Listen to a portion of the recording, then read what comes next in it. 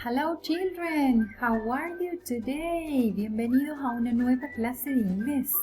En esta oportunidad vamos a repasar lo que estuvimos trabajando en nuestra clase presencial. En nuestra clase estuvimos trabajando con toys, los juguetes. Toys, alright. Y los juguetes que vamos a practicar van a ser doll, a doll, la muñeca, a plane, el avioncito, a robot, el robot, parecido al español. Then we have a train, a scooter, el monopatín, a scooter, a car,